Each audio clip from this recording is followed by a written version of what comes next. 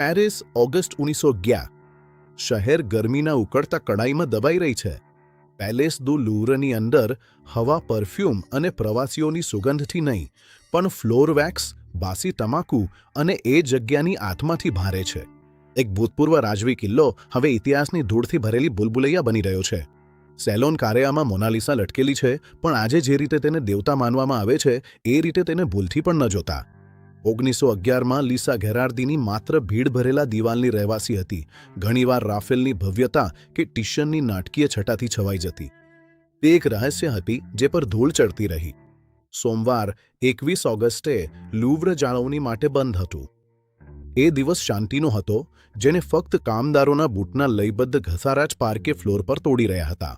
એવો દિવસ હતો જ્યારે મોનાલિસા દિવાલ પરથી અદૃશ્ય થવાની હતી અને એ રીતે દુનિયાની નજરે પહેલીવાર દેખાવાની હતી. અહીં પ્રવેશ કરે છે વિન્સેન્ઝો પેરુજિયા. તે કોઈ છાયામાં રહેતો બિલાડી જેવો ચોર કે છેતરપિંડીના ગુનાનો માસ્ટરમાઇન્ડ નથી. તે એક હેન્ડીમેન છે, કાચ લગાવનાર છે, એક એવો માણસ છે જેને તાજેતરમાં જ મ્યુઝિયમ દ્વારા રક્ષણાત્મક કાચના કેસ બનાવવા માટે નોકરી પર રાખવામાં આવ્યો હતો. તે એ સ્ટાન્ડર્ડ સફેદ એપ્રન પહેરતો હતો જે એક પ્રકારની અદૃશ્યતા આપતી ચાદર બની ગઈ હતી. રાતભર ઝાડુના કોઠામાં છુપાઈને પેરુજિયા સવારે પ્રકાશમાં બહાર આવ્યો. તેને પેનલને તેના 4 લોખંડના પેક પરથી ઉચકી લીધી. એક નાનકડી સર્વિસની સીડીઓ પાસે તેણે આ મહાન કૃતિને તેના ભારે ફ્રેમ અને શેડો બોક્સમાંથી બહાર કાઢી નાખી. હિંમત સિમ્પ્લિસિટીમાં હતી. તેને લાકડાની પેનલ પોતાના એપ્રન નીચે છુપાવી અને બહાર નીકળવા લાગ્યો. પણ જ્યારે તે દરવાજા સુધી પહોંચ્યો ત્યારે તેણે જોયું કે હેન્ડલ કાઢી નાખવામાં આવ્યો છે. તે ફસાઈ ગયો હતો. પછી એક ક્ષણે દૈવી વિલક્ષણતા આવી. એક પ્લમ્બરે પોતાના સાધનો વડે તાળું ખોલી દીધો. પેરુજિયા પેરિસની સવારે બહાર નીકળી ગયો અને શહેરમાં ગાયબ થઈ ગયો. 24 કલાક સુધી દુનિયાને કોઈ ફરક લાગ્યો નહીં.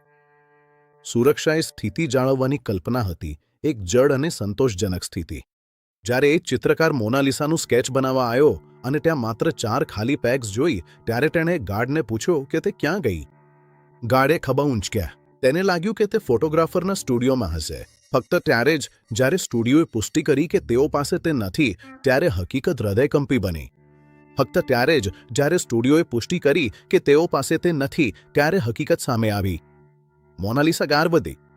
લૂવ્ર બંધ કરી દેવામાં આવ્યું. રાષ્ટ્રીય આપત્તિ જાહેર થઈ. પછી જે થયું તે પ્રથમ વૈશ્વિક મીડિયા સર્કસ હતું. ચોરી પહેલા થોડા જ લોકોને ખબર હતી કે તે કેવી દેખાય છે. હવે તે દરેક જગ્યાએ હતી, પણ સૌથી અદ્ભુત દ્રશ્ય તો લૂવ્રમાં જ બન્યો. હજારો લોકો કલાકો સુધી લાઇનમાં ઊભા રહ્યા. તેઓ ચિત્ર જોવા આવ્યા નહોતા. તેઓ ખાલી જગ્યા, ખાલીપો જોવા આવ્યા હતા. તેઓ ખાલી દિવાલ સામે સામૂહિક શોકમાં ઊભા રહ્યા. મોનાલિસા હવે લાકડું અને તેલનું ચિત્ર રહી નહોતી. હવે તે ગુમ થયેલી વ્યક્તિ હતી. તપાસ એક નિરાશાજનક અને ગભરાયેલી શોધ હતી. પોલીસે એપોલિનેરને ધરપકડ કરી અને ડરેલા યુવાન પિકાસોની પૂછપરછ કરી. બંને નિર્દોષ હતા. આ દરમિયાન ચિત્ર એક ખોટા તળિયાવાળા ટ્રંકમાં મ્યુઝિયમથી થોડા જ બ્લોક દૂર આવેલા એક સંકુચિત બોર્ડિંગ હાઉસમાં છુપાવી રાખવામાં આવ્યું હતું, એ માણસ દ્વારા જેને પોલીસ પહેલેથી જ અવગણાવી ચૂકી હતી. 2 વર્ષ વીતી ગયા. પેરુજિયાએ નક્કી કર્યું કે હવે વેચવાનો સમય આવ્યો છે. ડિસેમ્બર 1913માં ફ્લોરેન્સના એક આર્ટ ડીલરને લિયોનાર્ડો નામે સહી કરેલો એક પત્ર મળ્યો. તેઓ પેરુજિયાને એક સાદા હોટલના રૂમમાં મળ્યા. પેરુજિયાએ જૂના કપડાની મીસેમાંથી ચિત્ર બહાર કાઢ્યું. ઓજીએ તરત જ ઇન્વેન્ટરી નંબર ઓળખી લીધો. એ જ હતી. પેરુજિયાની ધરપકડ કરવામાં આવી.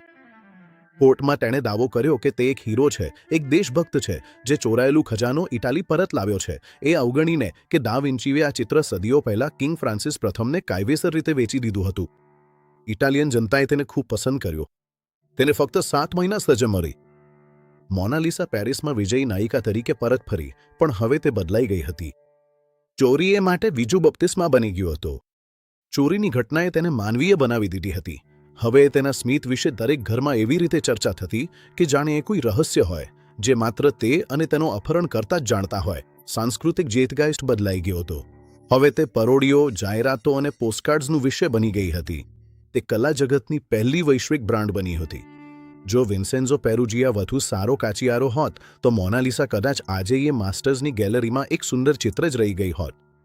પણ તેના બદલે તેણે આપણને એક અમર ચહેરો આપ્યો. આ ચોરી સદીનું સૌથી મોટું ગુનો હતું, પણ મોનાલિસા માટે એ તો અનંતરી શરૂઆત હતી.